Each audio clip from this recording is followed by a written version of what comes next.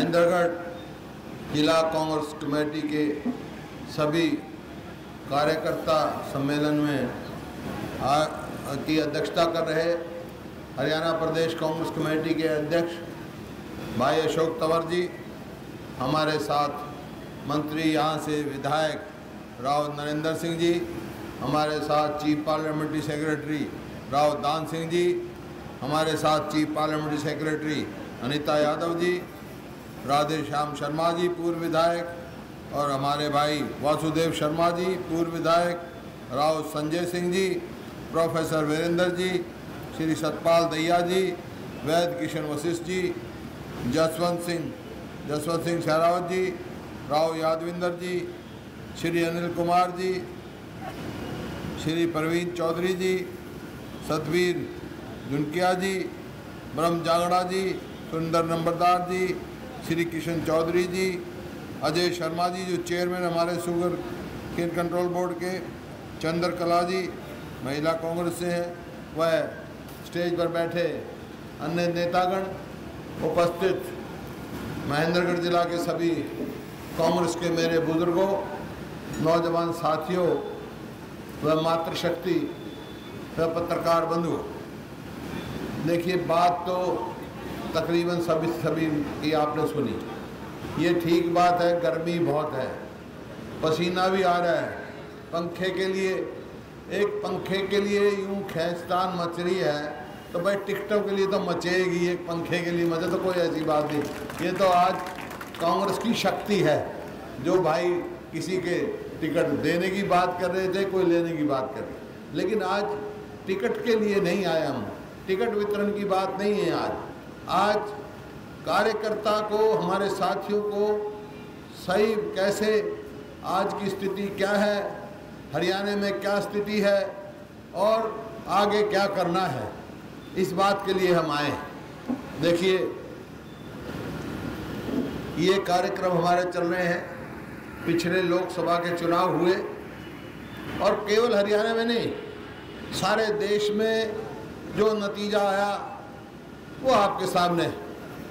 निश्चित तौर पर जहाँ तक कांग्रेस का सवाल है, निराशाजनक नतीजे आए। कांग्रेस की उम्मीद से ज़्यादा निराशाजनक थे। भाई बोलो मत भाई, और बात मत करो, जो भाई सुन रहे हैं बात करनी है तो थोड़ा बाहर जाकर कर लो, तो इसमें कोई दो राय नहीं। लेकिन जब आप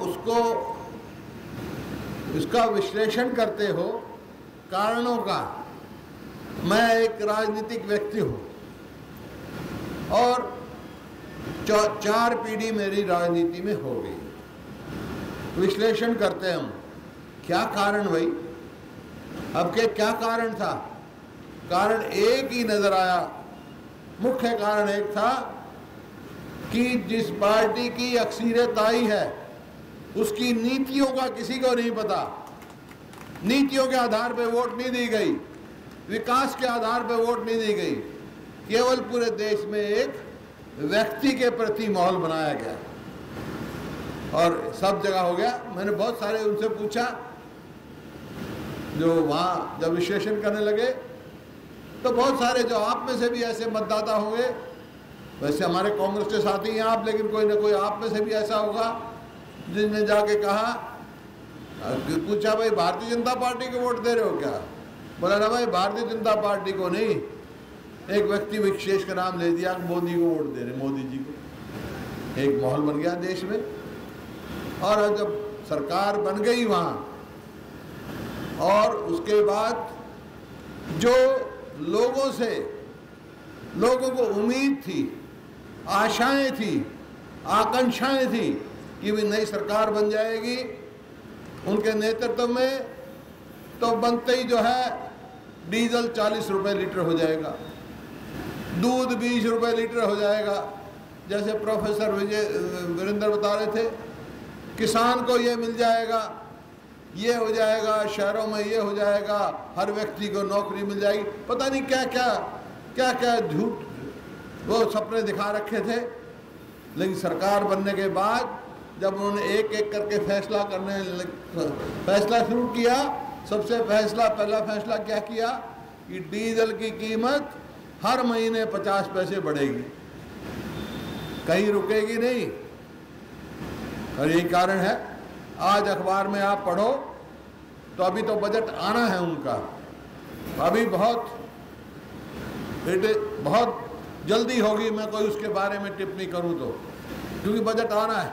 लेकिन जो अखबारों में पढ़ता हूं, जो बातों की बात सुनता हूं, तो बजट की क्या तैयारी कर रहे हैं भाई? आहिस्ता आहिस्ता किसान को जो खाद पे सब्सिडी मिलती है उसको कम कर दो, रेल का किराया बढ़ा दो, डीजल का भाव बढ़ा दो, गैस का भाव बढ़ा दो, ये चर्चा है। अगर यही करना था तो भाई लोगों को क्यों सपना दिखाया था? ये मेरा कहने का मतलब ये है कि जो आशा थी, जो आकांक्षाएं थी, वो आहिस्ता आहिस्ता निराशा में बदल रही हैं। और जब जा रहा हूँ, सारे जिलों में जा रहे हैं हम, आज इनका तो अशोक तंवर जी का तो मेरे ख्याल में 11वां होगा, क्या भाई अशोक प्रधान जी? 11वां जिला ना आपका? 12वां है। मैं 14 जिलों में जा चुका, थोड़े से और बाकी अपने कार्यकर्ताओं से। तो मैं खाली कांग्रेस कार्यकर्ताओं की बात नहीं, मतदाताओं का भी रुख देखता हूँ। राजनीति करते हैं भाई, चेहरे पहचानते हैं और चेहरों से उनकी मन की भावना जानते हैं। मैं उनकी मन का भावना पहचानता हूँ। जहाँ पे जाता हूँ, जिस प्रकार से कांग्रेस पार्टी कार्यकर्ता जोश से आ रहे हैं, ठीक कह रहा है प्रोफेसर वीरेंद्र, जब हम एमपी के लिए जा रहे थे कोई टिकट के लिए रौला नहीं था, लेकिन अब जब मैं जा रहा हूँ तो हर जगह टिकटार्थी अपने अपने बैनर लेके आते हैं। हमने पहले कह रखा भाई टिकटों के लिए आएंगे जब अपनी अपनी शक्ति दिखा लेना, आज टिकटों की वितरण की बात नहीं। लेकिन फिर भी लोगों में जोश इतना है, केवल कांग्रेस कार्यकर्ताओं में नहीं, मतदाताओं में इतना जोश है। और मैं दावे के साथ कहता हूँ, इसके आधार पे कहता हूँ, अपने तजर्बे पे कहता हूँ कि इतना जोश देखकर हमारा तो हौसला ही है, बड़ा ही है। लेकिन ये साथ के साथ ये भी कह के जा रहा हूँ, तीसरी बार हरियाणा में कांग्रेस पार्टी की सरकार बनने जा रही है। ये एक अपने आप में एक रिकॉर्ड होगा। और ये जैसा है, ये कोई खास बात नहीं है। लोकसभा के चुनाव हैं, फिर विधानसभा के चुनाव हैं। 1999 में भी यहाँ लोकसभा के चुनाव हुए थे भाई। ये आपका इलाका उस समय गुड़गांव पार्लियामेंट्री क्षेत्र में था, मेरे को याद है। मैं रोहतक से लड़ रहा था, जो आज गुड़गांव से सांसद हैं वो यहाँ से लड़ रहे थे भाई। वो भी पूरी बहुत वोटों से आ रहे थे, 2 लाख के करीब। मैं भी हारा था, 10 की 10 सीट हारे थे, 10 की 10 सीट।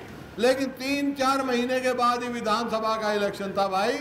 22 विधायक बने, मैं भी बना और वो भी बने, और बने 22 बने। अनीता भी बनी, राव नरेंद्र भी बना, दान सिंह भी बना, कितने यहाँ बैठे हैं बने।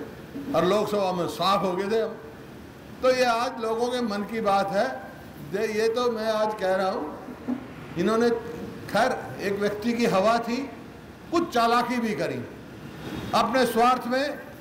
आपके यहाँ मेरे को पता नहीं, आपके नाम भी ऐसा ही दिया हुआ नारा। भारतीय जनता पार्टी के नेताओं ने क्या नारा दे दिया जब लोगों ने ये सवाल कहा कि भाई हम तो यहाँ सारे हरियाणा की कांग्रेस पार्टी की जो सरकार उससे संतुष्ट हैं, तो उन्होंने खुद क्या नारा दे दिया अपने स्वार्थ के लिए, ऊपर नरेंद्र नीचे भूपेंद्र, ताकि उनका काम निकल जाए। चलो भाई, उनका तो निकल गया, तो अकेला भूपेंद्र रह गया यहाँ। हाँ, अब भी नरेंद्र आओगा क्या? अब भी मोदी जी आएंगे क्या हरियाणा का विधानसभा लड़ने? ना आ जाए, कोई बात नहीं भाई, स्वागत है, मेरे को क्या इतराज है। तो ये आपके सामने, ये उनकी रणनीति का एक हिस्सा था। तो आज ये आप देखें, हर हिसाब से आप देखें, मेरा खुला सवाल है खास तौर पे आपके इलाके का, भाई मेरे को एक काम बना दो, एक काम बता दो, कोई भी जो हमारी सरकार से पहले कोई, जब इनेलो और भाजपा की सरकार थी, उसने कोई काम किया। कोई कॉलेज, अरे कनीना कॉलेज की रिकग्निशन नहीं दी, कमेटी तोड़ दी वहाँ की, यहाँ की कमेटी तोड़ दी। कोई यूनिवर्सिटी बनाई हो, कोई कॉलेज बनाया हो, कोई नई नहर बनाई हो, कोई पानी का जिस तरह पीने के पानी का प्रबंध हमारी सरकार ने किया है उस तरह किया हो। एक काम बता दो। किसान का जो है, तो फसली ऋण पे ब्याज था वो 12% था, आज 4%। गरीब आदमी, हमने हर वर्ग के लिए हर वर्ग के लिए अलग अलग नीति बनाई, चाहे वो बुजुर्ग की बात है, आज चाहे गरीब आदमी की बात है, चाहे मेरी बहनें बैठी हैं महिलाओं की बात है, चाहे किसी की वर्ग की व्यापारी की बात है, कर्मचारी, अलग अलग नीति बनाई है। वो कोई एक काम बता दो, कोई एक विकास का काम बता दो भाई, मैं आज ही कह दूंगा भाई उनकी बात ठीक मेरी गलत। एक बात बता दो, कोई एक यूनिवर्सिटी बनाई हो, हमने यूनिवर्सिटी महेंद्रगढ़ में बनाई, हमने यूनिवर्सिटी रिवाड़ी में बनाई, हमने यूनिवर्सिटी गुड़गांव में बनाई, हमने यूनिवर्सिटी फरीदाबाद में बनाई, और हमने यूनिवर्सिटी भिवानी में बना रहे हैं। वो एक भी यूनिवर्सिटी बता दो बनाए। अरे हमारे बच्चे हैं, इनको पढ़ना है, आगे बढ़ना है, तो बगैर यूनिवर्सिटी कॉलेजों के कैसे जाएंगे भाई? हरियाणा को एक शिक्षा का हब बनाना है। ये आपके चेयरमैन बैठे हैं भाई।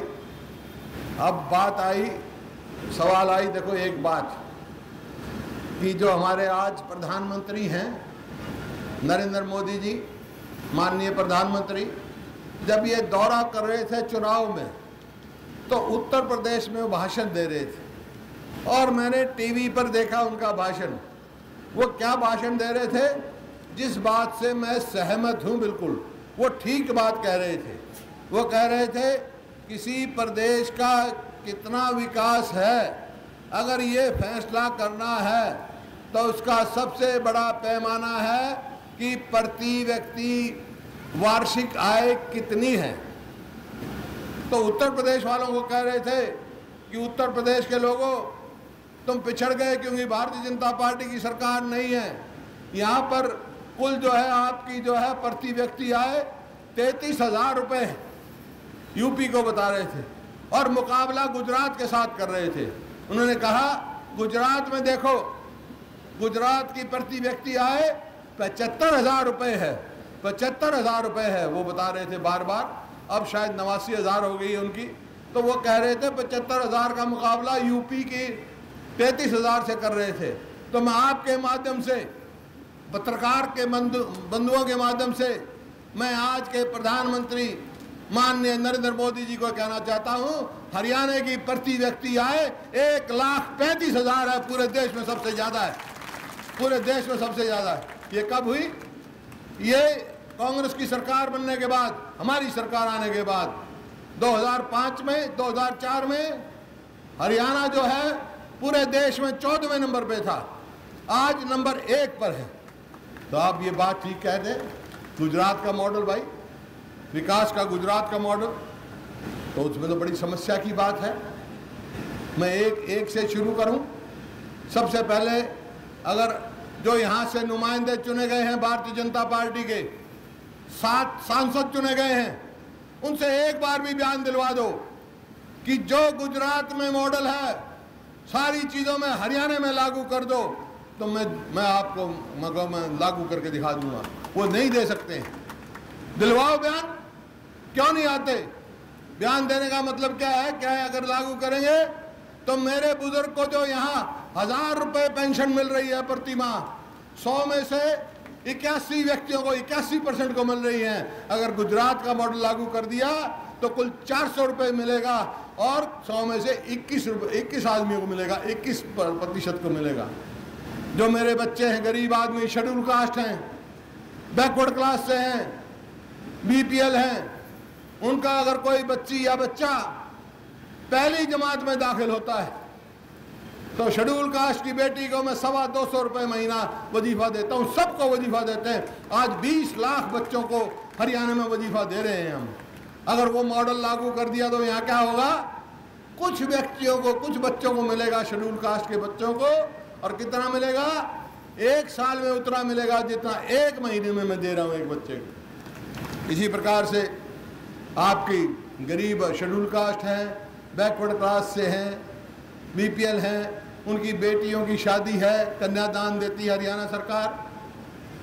आपको मालूम है जब से हमारी सरकार आई है 300 करोड़ रुपया, 300 करोड़ रुपया अकेला हम अपनी बेटियों को कन्यादान के रूप में दे चुके हैं। वहाँ दिखाएं कितना उन्होंने दिया है। और भाई ये मेरे किसान भाई बैठे हैं, अगर गुजरात मॉडल लागू कर दिया ना यहाँ जिस किसान ने ट्यूबवेल लगा रखा है उसको कितना बिल लेना पड़ेगा भाई? 2.70 एक यूनिट का, जो गुजरात में भाव, और यहाँ अब कितना है? 10 पैसे। और आपके यहाँ तो स्लैब सिस्टम लगा रखा है हमने। 10 कहाँ, 27 गुना बिल देना पड़ेगा। दूर क्यों जाते हो? गुजरात में तो 8 रुपए डीजल का हमारे से फालतू है भाई। और राजस्थान रहे आपके पड़ोस में, जाके देखो, वहाँ कल को अपने ट्रैक्टर में डीजल डलवा के आना, कितना रुपया फालतू है राजस्थान में। वहाँ तो भारतीय जनता पार्टी की सरकार है। एक लीटर पे कितना अंतर है? दान सिंह को पता होगा, इसके पंप है भाई। हैं? 8 रुपए का फर्क बता रहा है। 8 रुपये। प्रत्यक्ष को प्रमाण की जरूरत नहीं है, प्रत्यक्ष को प्रमाण की जरूरत नहीं है। और हमने जो है 4 रुपए का वहाँ फालतू, गुजरात में 8 रुपए फालतू, 4 रुपए फालतू भाई। ये राजस्थान जाके देख लो। हमने गरीब आदमी के लिए एक योजना बनाई कि कोई भी गरीब आदमी मेरे प्रदेश में बगैर छत के ना रहे। तो 2 लाख मकान जो है गरीब आदमी को हम इस साल में बना के दे रहे हैं, 2 साल में। आप सबको मालूम, बहुत सारों को मिल गया, जो रह गए उनको मिलेगा। 1.5 लाख शहरों में बना के दे रहे हैं। अरे यहाँ आपके यहाँ दिल पे हाथ रख के देखो, नारनौल में अभी बाईपास का भी कम से कम 40 करोड़ के परियोजनाओं का या तो उद्घाटन किया है, 100 बिस्तरों का अस्पताल किया है, बाईपास का शिलान्यास करने जा रहा हूँ। क्या काम नहीं हुआ यहाँ? क्या काम नहीं हुआ? हाँ, एक काम नहीं हुआ जो मेरे दिल में है और वो करके दिखाऊंगा। जो इसके इलाके के साथ जाती हो रही है, इसका हक मर रहा है, वो है ब्यास नदी का नीला पानी, जो है हांसी बुटाना नहर, जो हांसी बुटाना नहर खोद के हमने तैयार की है। इनेलो ने, और वहाँ भारतीय जनता पार्टी की सरकार का राज है पंजाब में, वो उनसे मिलकर जो स्टे ले रखा है, जल्दी स्टे भी टूटेगा। नहर खुद के पार हो गई है, वो नाका भी टूटेगा। और मेरा वायदा है आपके हिस्से का एक एक बूंद ब्यास नदी का नीला पानी यहाँ खेतों तक पहुँचा के रहूँगा। ये मेरे में करना है अभी बाकी है। गरीब आदमी के लिए यूपीए सरकार ने, जो सोनिया गांधी के नेतृत्व में बनी, यूपीए सरकार ने गरीब आदमी पर महंगाई की मार ना पड़े इस वास्ते फूड सिक्योरिटी लगाया। क्या उसका क्या मतलब है? आज 2.5 करोड़ आबादी है हरियाणा की। 2.5 करोड़ में से 1 करोड़ 26 लाख लोगों को 2 रुपए किलो गेहूं या 3 रुपए किलो चावल मिलने, ये मिल रहा है। और कोई नहीं मिल रहा तो वो हमने कहा है सबको मिलेगा। तो ये आपके सामने है, चाहे उसकी बात हो, फूड सिक्योरिटी की बात हो, या आपके सामने 100 गज के प्लॉट। मेरे से पहले यहाँ ओम प्रकाश चौटाला और भारतीय जनता पार्टी की सरकार थी। भाई एक गिना दो, एक गांव वाला खड़ा होगा बता दो, किसी एक व्यक्ति को 10 गज का भी प्लॉट दिया? हमने गरीब आदमी को 100 गज के प्लॉट दिए, ये तो हमने सुना। तब चौधरी ओम प्रकाश चौटाला मुख्यमंत्री थे, ये तो सुन लेते थे भाई फलाने का मकान कब्जा कर लिया, प्लॉट कब्जा कर लिया, देने का कोई मतलब नहीं। ये हमारे बारे में कभी आपने नहीं सुना होगा। और इसी तरह पीने के पानी के लिए 10 लाख गरीब आदमियों के घरों में हमने पानी का कनेक्शन पहुंचाया और 200-200 लीटर की टंकी दी हर गांव में। कोई छोटे काम नहीं है। ये पेंशन 1000 रुपये दे रहे हैं, छोटा काम नहीं। बच्चों को जो पेंशन दे रहा हूँ 500 करोड़ रुपए दे रहा हूँ साल के, छोटा काम नहीं है। तोल के देखो किसी भी प्रदेश से। जब तो आज 14वें नंबर से आज नंबर 1 पर हम पहुँचे हैं। और जैसे मैंने कहा, प्रधानमंत्री जी ने जो पैमाना रखा है, वो अगर ये कहते हैं मेरा गुजरात 75,000 रुपये है, तो मेरे हरियाणा में तो 1,35,000 है भाई, आपके सामने है। तो आप आए हैं, मैं आपसे एक बात कहने आया हूँ कि आज जैसे मैंने कहा, सारा घूम के देख लिया मैंने। आज माहौल बना हुआ है, माहौल बना हुआ है और बाकी आप लोगों ने बनाना है। और वो कैसे बनाएंगे? क्योंकि जब मैं कह रहा हूँ कि ये 14वें नंबर से 1 नंबर पे हरियाणा पहुँचाया है, तो हमारा लक्ष्य है कि आगे भी हिंदुस्तान में तो नंबर 1 हो गया हरियाणा। मेरा लक्ष्य है मेरा हरियाणा दुनिया में विकसित प्रदेशों में इसका नाम दर्ज हो, दुनिया में। जिस प्रकार से दुनिया में आगे बढ़े हम। और इसके साथ साथ एक और लक्ष्य है, क्योंकि मैं कई जगह जाता हूं, शिकायत मिलती है। क्या शिकायत मिलती है? कि नीति बना दी हमने, लेकिन वो गरीब आदमी जो है एक आधा जगह वहां नहीं पहुंचता, कि अफसर मोहरा मार देते हैं, अफसर चक्कर लगवा देते हैं। तो इसका इलाज भी मैंने ढूंढ लिया, और यही इलाज लेके हम लोगों में जा रहे हैं। उसका इलाज ये है कि 2 लाख अपने कार्यकर्ताओं की हम जंगी फौज बनाएंगे, जो विधानसभा का चुनाव हमारी लड़ेगी। और क्या होगा? जो सबके नाम, जैसे अध्यक्ष जी ने कहा है, आपके नाम रजिस्टर हो रहे हैं, किसी का ना हुआ हो तो फॉर्म देखे मरवा देना भाई। उन 2 लाख मेरे जो कार्यकर्ता, वैसे तो लाखों की भर्ती होगी, बहुत ज़्यादा, लेकिन 2 लाख जंगी कार्यकर्ता बना रहे हैं हम। वो उनका क्या होगा आगे?